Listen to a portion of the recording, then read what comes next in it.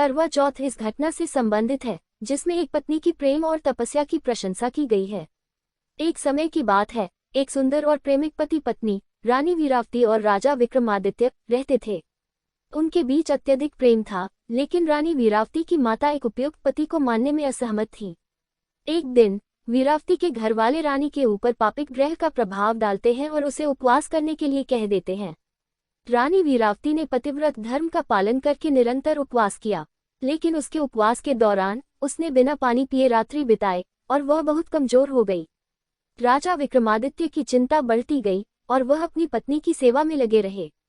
लेकिन जब करवा चौथ की रात्रि आई तो रानी वीरावती ने धूप और आकाशतल की प्रार्थना की और फिर अपने पति के सामने उपवास किया। राजा विक्रमादित्य ने रानी वीरावती की स्थिति को देखकर व्यथित हो गए और सोचने लगे कि कुछ करना होगा। तभी एक सैनिक एक दुर्भाग्य रानी के पति को ढूंढने आया और राजा विक्रमादित्य के पास आकर बोला कि उसका राजा घायल हो गया है। राजा विक्रमादित्य ने उस सैनिक से अमृत का पानी मांग लिया और रानी वीरावती को उस पानी से जीवित किया।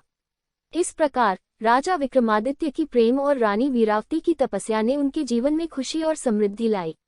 करवा चौथ की कहानी इस प्रेम और पतिव्रत धर्म को महत्व देती है और इस दिन पत्नियां अपने पति की लंबी उम्र और सुख शांति की कामना करती हैं।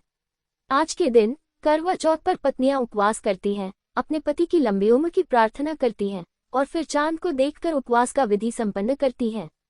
ये त्योहार पति पत्नी के प्रेम और एकता को याद दिलाने का महत्व रखता है।